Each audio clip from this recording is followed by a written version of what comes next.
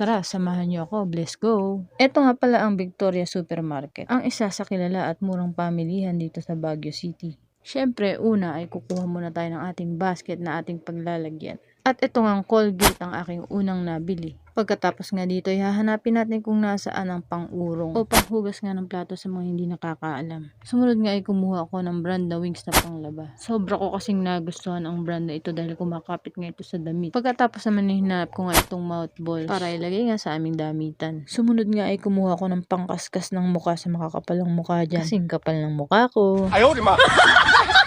Sumunod ko namang hahanapin ay kung nasaan nga dito ang paminta. Alam niyo ba na ang paminta ay parang puso? Paano ba naman kasi buong buo pero pilit dinudurog ng iba? O siya, tama na, baka mamaya magkanda utot-utot kayo kakatawa dyan.